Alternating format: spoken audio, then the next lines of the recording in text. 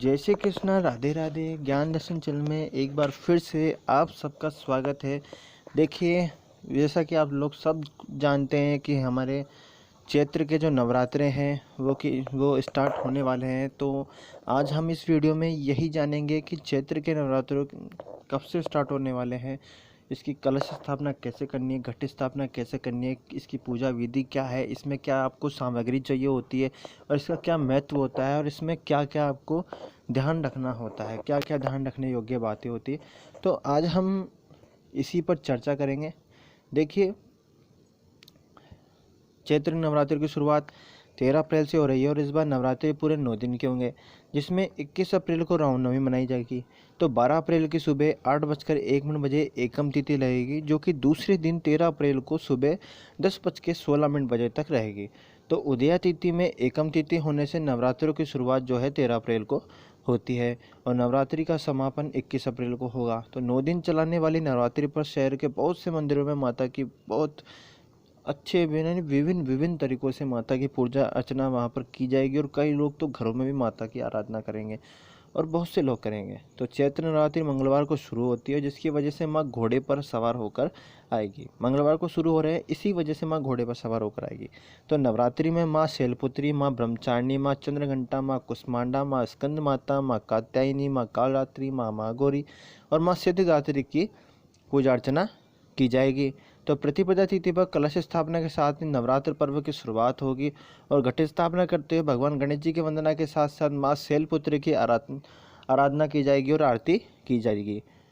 देखिए, नवरात्रि पर देवी दुर्गा पृथ्वी पर आती है और वे यहाँ पर 9 दिन तक वास करते हुए भक्तों की साधना से प्रसन्न होकर उन्हें आशीर्वाद देती है।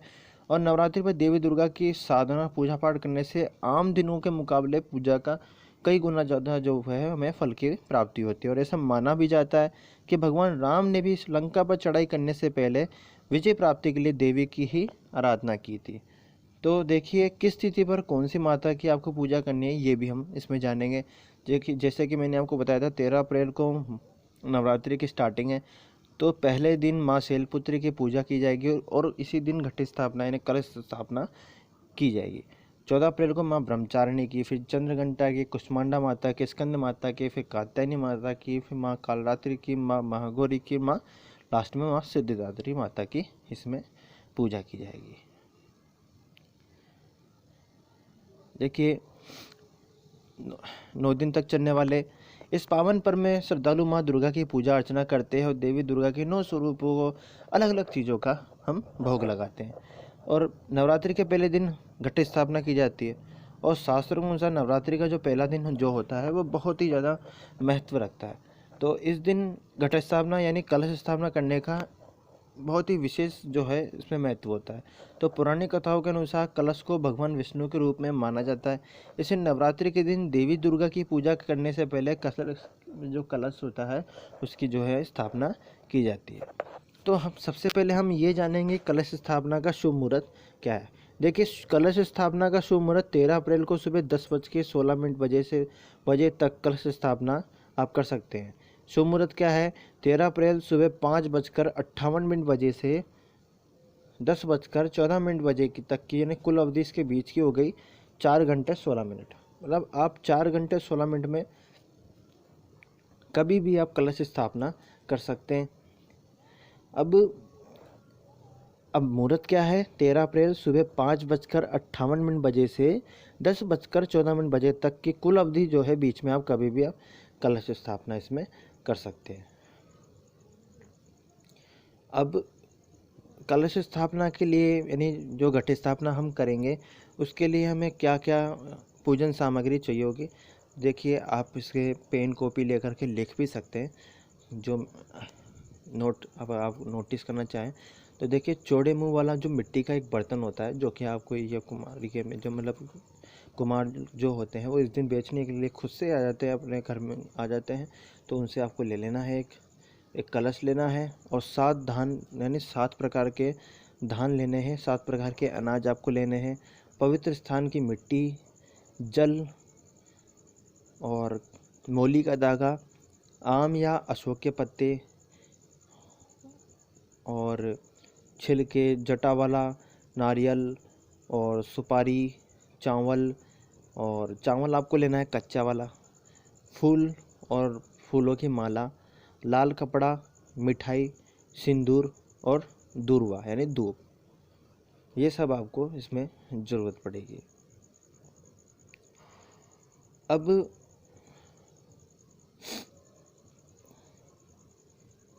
अब हमें ये भी जानना है कि कलश स्थापना आपको कैसे करना है। तो कलश स्थापना के लिए सबसे पहले सुबह उठकर आपको स्नान आदि करके साफ आपको कपड़े पहनने और मंदिर की साफ सफाई करके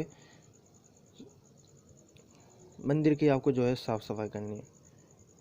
और सफ़ेद या लाल कपड़ा आपको लाल कपड़ा आपको बिछाना है और इस लाल कपड़े पर थोड़े चावल रखने हैं और एक मिट्टी के पात्र में जौ को बो देना है और इस पात्र पर जल से भरा हुआ कलश स्थापित करें और कलश पर स्वास्तिक बनाकर इस पर मूली का धागा बांधें।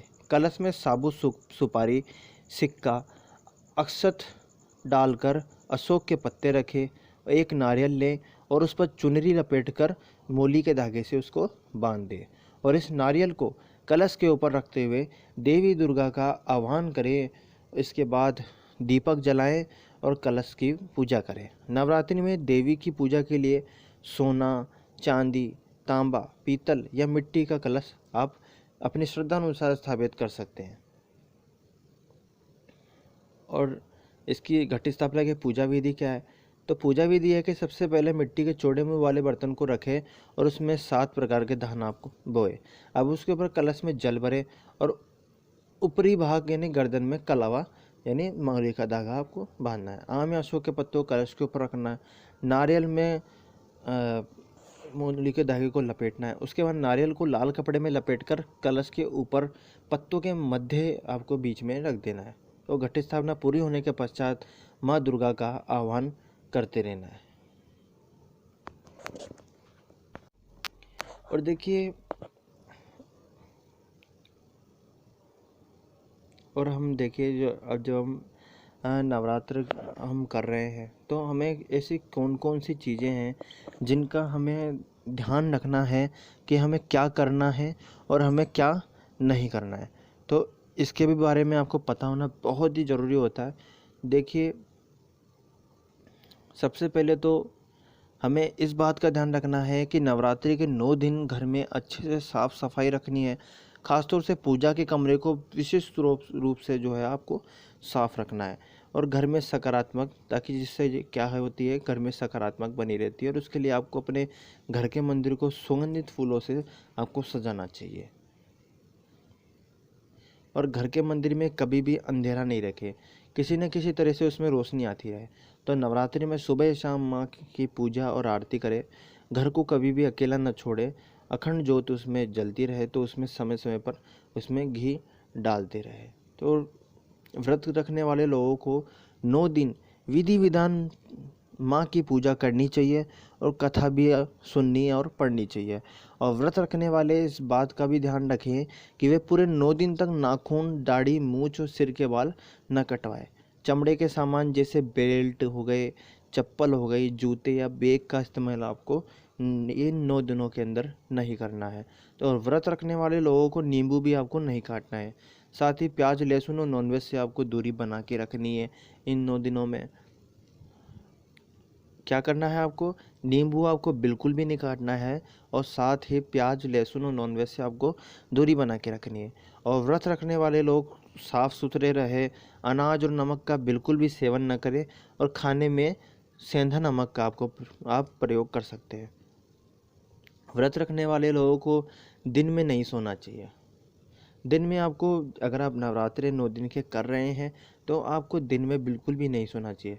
व्रत उपवास रखने वाले लोग माता जी की पूजा करने के साथ ही फलाहार ग्रहण करें, यानी सुबह माता जी की पूजा के बाद दूध या कोई फल ले सकते हैं और दिन भर मन ही मन माता जी का ध्यान करते रहे। शाम को फिर से माता जी की पूजा और आरती करें और इसके बाद एक बार और फलाहार कर सकते हैं। अगर संभव न हो तो शाम की पूजा के बाद एक बार भोजन कर लें।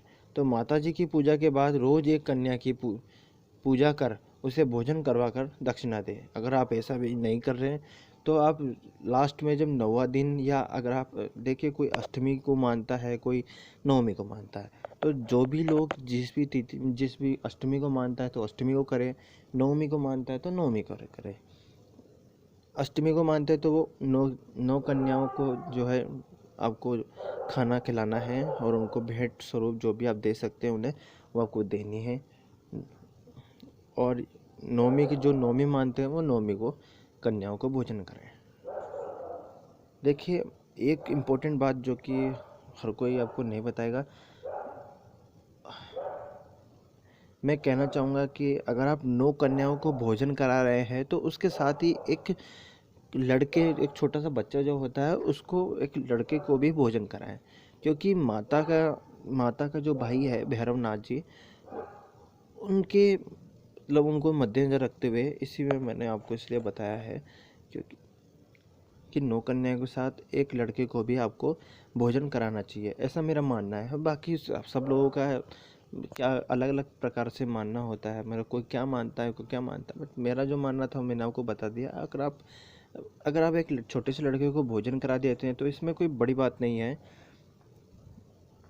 तो इस वीडियो में हमने ये जाना कि किस प्रकार से आपको नवरात्रों की मतलब घट स्थापना करनी है, किस प्रकार कलश स्थापना करनी है, क्या इसकी पूजा विधि है, और इसमें क्या पूजन सामग्री आपको चाहिए, और किन किन चीज़ों का आपको इसमें ध्यान रखना है। तो इस वीडियो में हमने इन्हीं चीज़ों को जाना है। इसके बाद मैं दूसरा वीडियो अपलोड करूँगा जिसमें हम लोग ये जानेंगे कि हमें नवरात्र पूजन किस प्रकार से करना है। तो मेरा वीडियो अगर आपको पसंद आया हो तो वीडियो को लाइक करें, शेयर करें, और फ्रेंड्स में फैमिली में ज़रूर से इसको शेयर करें। और जो भी मेरे मित्रगण हैं, जो भी मेरे भाई, मतलब जो भी मेरे वीडियो को देख रहे हैं, अगर वो फर्स्ट टाइम देख रहे हैं तो मेरे चैनल को सब्सक्राइब करना ना भूलें, और बेल आइकन के बटन को ज़रूर से प्रेस करें ताकि मेरी कोई नई वीडियो आए जो उसका नोटिफिकेशन आपको सबसे पहले मिल सके। तब तक के लिए जय श्री कृष्णा, राधे राधे। फिर से मिलेंगे नए टॉपिक के साथ।